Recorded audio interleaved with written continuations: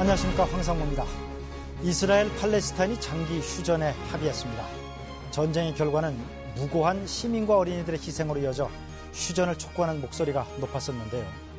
우리 정치권의 분쟁도 명분이 어찌됐든 민생의 희생을 가져오고 있습니다. 언제쯤 정쟁이 멈춰질 수 있을지 답답한 마음입니다. 오늘은 지난 7.30 국회의원 재보궐선거에서 돌풍을 일으킨 주역 이정현 새누리당 최고위원을 모셔서 자세한 얘기를 좀 들어보도록 하겠습니다. 우리 정치 문화를 새로운 시각으로 풀어보는 정치 수다 시간도 마련되어 있습니다. 대한민국의 오늘을 읽는다. 황상무의 시사진단입니다.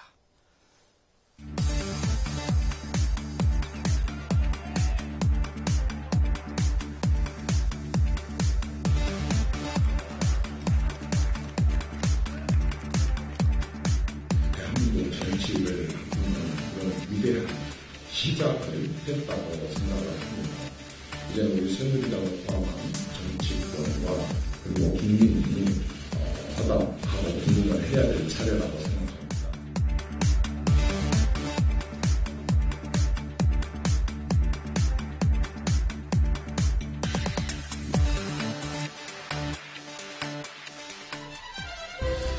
네, 오늘 화제 인물은 새정치 돌풍의 주역입니다. 이정현 새누리당 최고위원입니다. 안녕하십니까? 예. 방금 저희들이 화면에서도 봤습니다만은 참 그 아주 환한 웃음, 굉장히 하여튼 좀 늦었습니다만 다시 한번 축하를 드립니다. 그 사지에서 생환에서 돌아오셨는데 느낌이 어떻습니까? 사실 제가 호남에서 3번 출마를 했다 떨어지고 4번째 됐고 그게 19년 동안 이루어졌던 일이고 네. 제가 호남의 정치 정서를 잘 알기 때문에 솔직히 말해서 지금도 잘 믿기지 않습니다. 네. 그러나 분명한 것은 순천 시민 그리고 곡성 군민이 참으로 대한민국 정치를 바꾸는 첫 걸음, 첫 걸음을 내디딘 것만은 사실인 것 같습니다. 그럼 뭐 하여튼 어쨌든 현대 한국 정치사에 새로운 이정표를 하여튼 열어놓으셨어요. 그런데 이제 2년 만에 국회로 돌아오셨는데 막상 지금 돌아와 보니까 그야말로 정쟁의 한가운데입니다. 지금 이 국회 와 보시니까 소감이 어떻습니까? 제가 정치를 실제적인 국회 정치는 국회의원 비서부터 시작해서 85년도에 시작을 했거든요. 네. 제가 솔직하게 말하자면 85년에 국회의원 비서로서 목격했던 여의도 대한민국 국회의 모습 네. 그리고 2014년 제가 국회의원 재선 의원이 돼서 보궐선거에 돌아와서 본 지금의 국회 그렇게 많은 세월이 지났고 그렇게 많은 주문과 많은 그 정치 개혁안들이 나왔었지만 하나도 변함없다. 한 발자국도 진전된 것이 없다. 그렇게 느낍니다. 그러니까 거의 한 30년, 29년인데 한 발자국도 못 나갔다. 정치 발전 없습니다. 그것은 없다는 것은 30년 동안 허송세월했기 때문에 사실상 엄청난 퇴보를 한 거죠. 그러네요. 다른 경제 부분이고 사회 부분이고 다 발전했는데 그렇습니다. 정치는 그 자리에 있으니까. 그렇습니다. 자, 이 선거 얘기를 좀 안 드릴 수가 없는데 선거 이제 하시면서 한 달 반 정도였죠? 그렇습니다. 한 달 반 홍보수석 그만두시고 나서, 고향에 내려가셔서 한 달 반 정도 그야말로 뭐 혈전을 벌이셨는데 언제쯤 이번 선거에서 내가 이길 것 같다 이런 생각이 들던가요? 사실은 개표 당일날 개표장 뉴스로 아니고 개표장에서 당선 확실입니다라고 하는 전화를 받기 직전까지는 마음을 전혀 놓을 수가 없었습니다. 왜냐하면 제가 이미 2012년도 광주에서 선거를 통해서는 이기고 있었지 않습니까? 바로 그 점입니다. 광주에서 총선 때 제가 어떤 여론조사는 12%까지 앞선 여론조사가 있었거든요. 그럼에도 불구하고 제가 실제로 선거에서는 졌거든요. 그래서 투표소 안에 들어가서 어떻게 변할까 저 분위기가 라는 것에 대한 마음을 놓을 수가 없었었고 정말 마지막 순간까지 저는 솔직히 마음을 놓을 수가 없었습니다. 근데 이제 유세 과정에서 유권자들이 나한테 마음을 여는구나 그런 건 좀 느낄 수 있었습니까? 분명하게 느꼈죠. 무섭도록 느꼈고 전율까지 느꼈습니다. 선거를 한 일주일 네. 일주일 정도 남겨놓고부터 네. 상당한 변화가 겉으로 표출이 되기 시작했습니다. 네. 호남에서는 이제 설령 저에게 마음을 두고 있어도 주변 사람 또 눈치를 보면서 이렇게 표출을 못하고 있다가 제가 그 TV 토론을 마치고 그 다음 날 이렇게 나가봤더니 사람들의 반응이 굉장히 적극적이었고 그 적극적인 것이 날이 갈수록 더욱 더 적극적. 이를테면 이렇습니다. 제가 차를 타고 가면서 이제 손을 흔들고 인사를 하면 처음에는 차창을 내리지 않고 차 안에서 저에게 반응을 보였던 분들이 차츰 유리창을 내리기 시작을 했고 밖으로 손이 나오다가 나중에는 이제 한 1일 마지막 날 같은 경우는 거의 얼굴까지 내밀면서 그렇게 적극적인 표출을. 주변을 호남적 특성이 새누리당한테는 그렇게 지지한다는 걸 드러내기가 참 쉽지 않은데 그 정도로 하여튼 변했군요. 그러니까.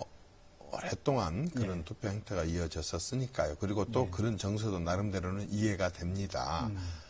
그런데 그래서 제가 감히 위대한 순천 시민, 위대한 곡성 군민이라는 표현을 쓰는 겁니다. 그렇게 오랫동안 익숙해 왔었던 투표 행태가 있었었는데 정치 정서가 있었었는데 그런 부분들이 바뀌었으니까요. 제가 선거 끝나고 나서 감사 인사를 다닐 때 가장 많이 들었던 반응과 인사말은 난생 처음으로 일본 한번 찍어봤습니다. 이 얘기를 가장 많이 들었습니다. 본인이 평가하시기에 진정성이 승리 요인이다. 아니면 그 선거, 세금 예산 폭탄론 얘기하셨잖아요. 예산 폭탄론이 승인의 어떤 결정적인 요인이다. 아니면 내가 마음으로 다가간 것이 승인의 결정적인 요인이다. 어느 거로 보십니까? 저는 한 8대2 정도로 봅니다. 어떤 누가 과거에 그런 그 지역 사업에 대해서 공약을 하지 않은 후보가 있었겠습니까? 그것도 상대 후보라 그래서 그런 공약을 하지 않았겠습니까? 그렇지만 이번에 그처럼 지역 정치 정서를 뛰어넘어서 저에게 표를 줬었던 것은 첫째는 제가 정말 일하고 싶다고 하는 것을 간절하게 호소를 했고 그러한 저의 진정성이 시민들의 마음으로 이렇게 통하지 않았느냐, 진심이 통했다라고 하는 것이 가장 큰 요인이고 그러나 누구나 다 하는 공약이지만 일단은 실천 가능성에 대한 그러한 신뢰 이런 부분도 다소 영향을 미쳤으리라고 봅니다. 그러나 그 두 가지보다 더한 것은 이제 순천 시민들, 곡성 군민들이 이런 정치, 다시 말하면 지역구도 분할 정치 또는 일당 독주를 30여 년간 해온 그런 정치에 대해서 뭔가 바꾸겠다는 정말 더 큰 그런 의지와 민심이 있어서 아마 그러지 않았는가 싶습니다. 오히려 지역 구민들한테 본인의 당선을 돌리는 그런 말씀을 해주셨는데 지금 그 당선되신 이후에 그 지역에서 때 아닌 지금 뭐 의대 유치 전쟁 얘기가 있다고 그래요. 한쪽에서는 지금 새정치민주연합의 거물인 박지원 의원이 자신의 지역구에 의대를 유치하겠다. 근데 지금 이 의원 당선되시고 나셔서 이 의대가 순천으로 가는 것 아닌가 뭐 그런 얘기가 있다는데 어떻게 된 얘기입니까? 그대로 됐으면 좋겠습니다. 순천으로 왔으면 좋겠으나. 그 자신 있습니까? 자신 있죠. 그것은 우리 그 박지원 전 장관님, 의원님은 참 지역구 관리에 충실한 분입니다. 제가 아주 존경을 하고 그 점에 있어서 존중을 합니다. 그분 지역구 주변에 섬이 많습니다. 신안군도 거의 전체가 다 섬이고 완도나 진도도 마찬가지로 섬이 많습니다. 섬에 계신 분들이 어떤 병적으로 유급 상황에 왔을 때 대단히 아주 그 정말 시간이 촉박합니다. 그런데 그쪽 지역은 목포 대학교의 의대보다는 응급 의료 헬기, 의료 헬기가 섬에는 훨씬 더 유용합니다. 그리고 그 헬기가 떴을 때 광주까지 날아가는 시간은 훨씬 단축을 할 수 있기 때문에 거기는 어차피 섬에서 목포로 이동하는 그 바닷길이라고 하는 것은 그 자체가 어떤 것으로도 단축될 수가 없어서 그건 응급 헬기가 더 급한 거고요. 그러니까 박지원 의원은 응급 헬기로 좀 양보를 하시고 의대는 순천으로 갖고 와야 되겠다. 그렇습니다. 순천에는 의대가 반드시 필요합니다. 알겠습니다. 근데 이제 이러시면 호남 지역 다른 국회의원들이 바짝 긴장할 것 같아요. 이게 호남 지역에 내려질 수 있는 예산이라는 거 어차피 좀 한정돼 있는데 이정현 의원께서 전부 다 순천으로 싹쓸이 해가는 것 아닌가? 그렇진 않습니까? 예산은요, 예. 어떤 그 권력이나 힘이나 세로 가져가는 게 아니고요. 예. 이 예산이 왜 필요하느냐 하는 것에 대한 당위성을 네. 누가 정말 절실하게 잘 설명을 해서 네. 확인은 해야 되는데 우선순위에 있어서 더 앞세워서 이걸 먼저 해야 되겠다라는 것의 차이만 있을 뿐입니다. 네. 어느 곳에 국가 예산 투입해갖고 좋지 않을 일이 뭐 있겠습니까? 그러나 어떤 게 더 급하냐, 예산 한정돼 있기 때문에 그 급하냐를 누가 잘 설명하느냐에 달려있고 저는 급하지 않은 것은 예산 얘기하지 않습니다. 그러나 급한 부분에 있어서는 어떤 의원, 어떤 누구를 제끼고라도 저는 그 급한 예산 부분에 있어서는 설명을 잘 해서 따오는데 누구보다도 앞장설 자신이 있기 때문에 당에서도 지금 전폭적으로 지원을 해드리고 있죠. 그렇습니다. 이번에도 14분의 당대표를 포함해서 정책위 의장, 예결위원 4명을 포함해서 당 소속 의원 14명이 바로 순천, 광양 지역을 방문을 해서 거기서 최고위원 회의도 그렇습니다. 열으셨고. 최고위원 회의도 하고 또 현장 방문도 했었거든요.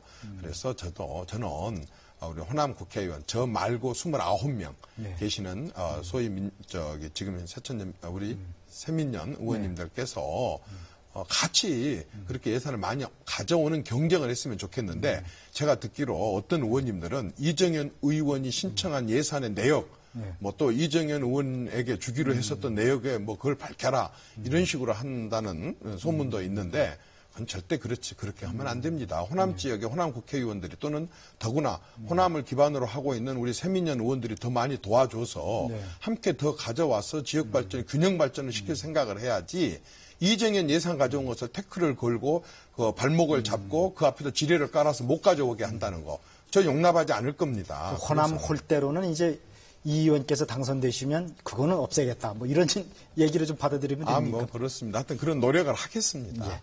자, 지금도 이제 잠깐 이제 말씀을 하시는 거 보면 때로는 본인의 주장을 강하게 좀 펴시는데 과거의 대변인 시절 또 홍보수석 시절에 보면 아주 화끈한 발언으로 사실 주목도 많이 받으셨어요. 그래서 저희들이 화면을 좀 준비를 했거든요. 그 한번 잠깐 좀 발언을 좀 보고 말씀을 이어가도록 하겠습니다. 예. 자, 언어살인, 국기문란, 테러 암살 가능성 발언이 이거 어떨 때 이 얘기 하셨던 겁니까? 해당 의원님이 있으니까 지금은 지난 일이고 그래서 제가 자제를 하겠습니다만은 국가 원수인 대통령에게 했던 그런 말을 말씀들에 대해서 그러셨던 거죠. 이번에 돌아오셔가지고는 지금 이제 최고위원 회의에서 첫 말씀이 국회가 지금 야당에 대해서 떼쓰는 어린아이와 같다 이런 말씀도 하셨어요.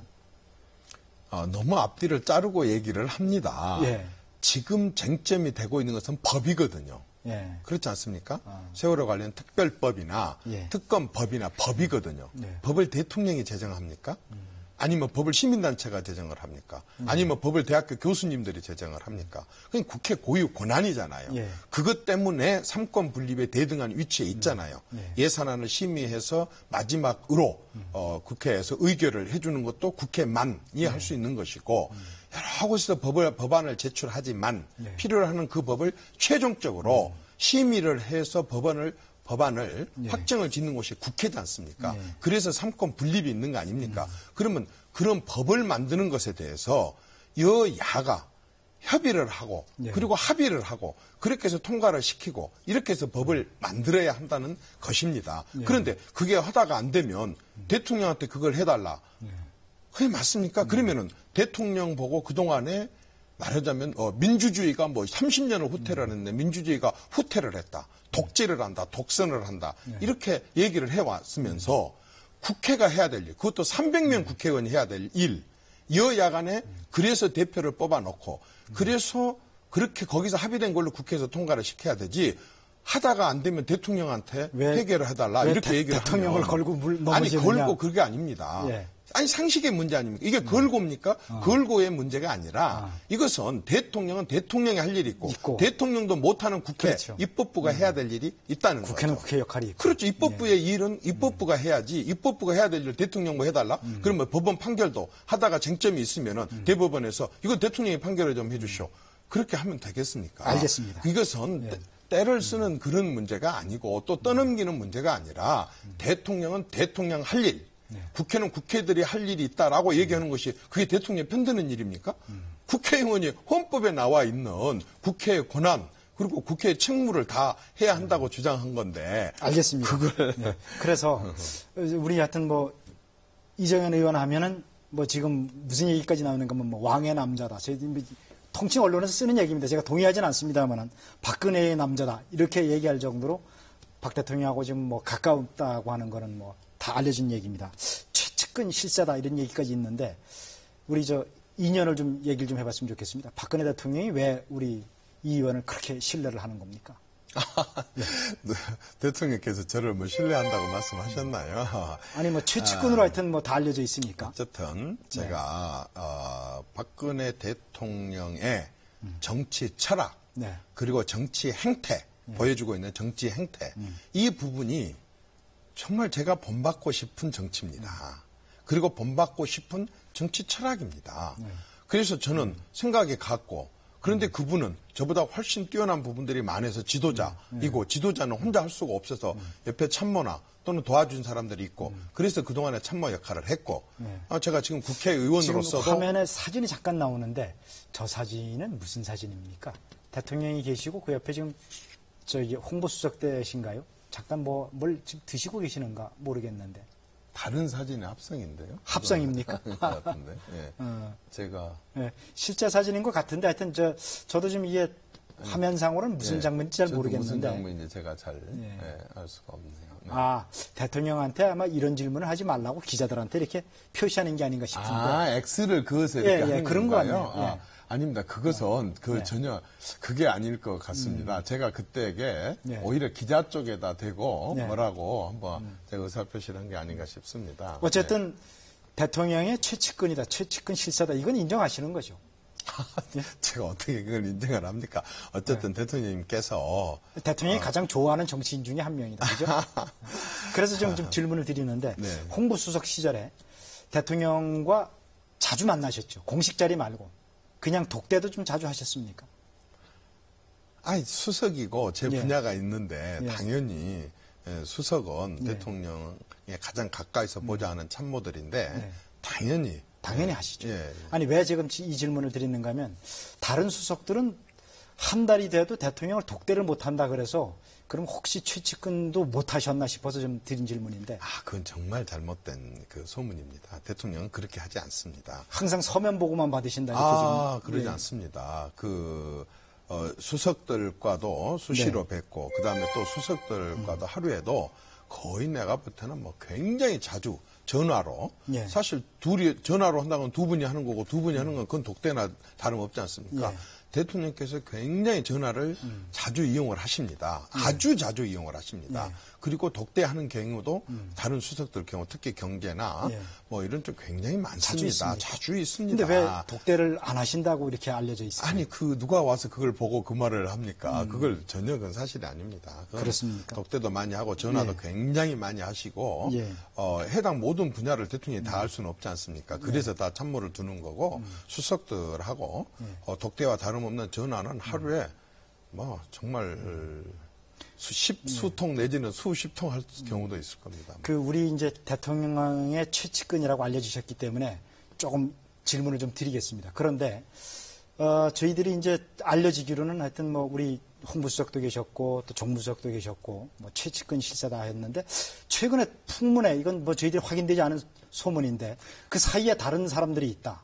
뭐 이른바 뭐 정모 씨가 있어서 지난번에 이제 산케이신문 이 기사는 잘못된 거로 해서 뭐 지금 검찰에서 조사까지 했습니다만은 무슨 얘기인지 혹시 이 소문에 대해서 조금 좀 얘기를 해줄 수 있습니까? 이렇게 했으면 좋겠습니다. 많은 책임 있는 사람들, 예를 들어서 KBS도 책임 있는 방송이고 또 책임 있는 언론, 적어도 언론으로서 자부심을 갖고 내세울 수 있는 언론이라고 한다면 풍문을 가지고 더더구나 대통령이잖아요. 예. 그러면 대통령에 대한 이미지는 국민의 이미지와 다름이 없는데 네. 대통령에 대한 예를 들어서 글을 쓰면서 사실도 많고 국익을 위해서 발표한 것도 많은데 다 제껴두고 사실도 아닌 풍문을 가지고 쓴다는 것은 그리고 그런 것을 언론에서 이렇게 공개적으로 제기를 해가지고 듣는 사람으로 하여금 의혹을 갖게 만들고 하는 그런 것은 저는 언론으로서의 기본적인 자세하고 좀 거리가 있다고 봅니다. 그러지 않습니까? 지금 대통령에 대해서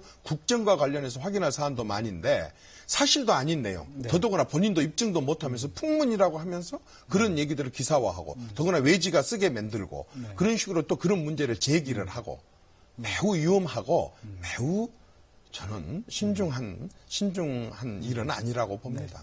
한 가지만 더 질문을 드리겠습니다. 이 측근 뭐 3인방 그런 얘기들이 많이 있었거든요. 그것도 외부에 알려진 것과 실제 내용과는 많이 다른 얘기입니까? 제가 오늘 지금 국회의원으로서 여기 자리에 와 있는데 저로 하여금 아니 청와대 생활을 너무나 잘 알고 계시니까. 그런데 참 사실이 아닌 내용들이 많이 알려져 있습니다. 그리고 대통령이라는 분은 너무 복잡하고 너무 많은 국정을 다뤄야 되기 때문에 정말로 많은 참모들과 많은 자문을 구해야 됩니다.